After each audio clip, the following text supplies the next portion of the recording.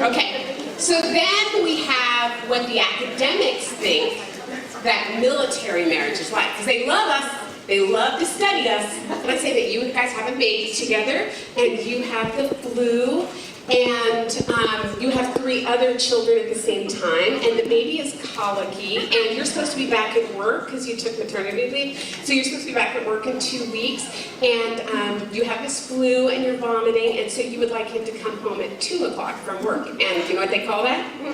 Greedy. Okay. So these 2 people fall in love and they marry each other. And what happens is actually what works out is it's more like your 5th grade science project. You know that solar system project with all the styrofoam balls? Okay. This is the sun. Giver of all life. Source of all energy, hope, and forgiveness in the world. There you go. Twirl for me, baby. And this is Jupiter. The largest, finest planet, a giant ball of burning gas.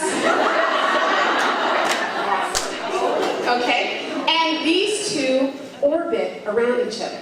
So orbit away. And if they orbit like that long enough, what happens? Somebody throws up. Your husband deployed? Come on. All right. If they twirl around each other long enough and he's not deployed, what's going to happen? Beautiful baby girl. She looks just like you. Okay, so everybody revolves around the mom, and because we have a male service member, okay, you're both revolving, and you're going to deploy. And she's not a real military spouse until what happens? You give birth to somebody else alone. You don't get to call yourself a military spouse unless you give birth alone. She has no shoes on, and this is her biggest worry because her feet are awesome. All right, so we have everybody revolving around mom. Okay, and they're so good at it. What's mom doing? Being the center of attention. Surviving, coping, holding everything up. She's holding the center of this family. Okay, is she somewhat stressed out from time to time? According to the research, what we know about her is all she has to do is hold the center. She doesn't have to be perfect. She doesn't have to be awesome. She doesn't have to be wearing her little red Keds and her sweater set with the pearls. Okay? Really not needing the Valium to make this go well. All you have to do is hold that center. Okay? Which is what you're doing. Then we're going to bring the service member back. You're still revolving. Come on, does a military family stop? Okay, now he just did something that most service members don't do. What did he just do? He went to the center. What do our service members, what do we usually see? They stand by and they watch. Why do they watch her do that?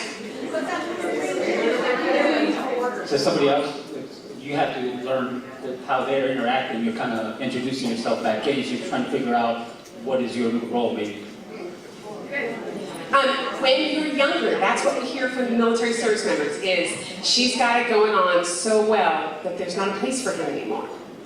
Okay? Or one of the things that Ohio State University just came out with this year was maternal gatekeeping, where it's not just he won't get back in, it's she's got some behaviors that are, you're doing that wrong. You call that a folded towel? I don't think so.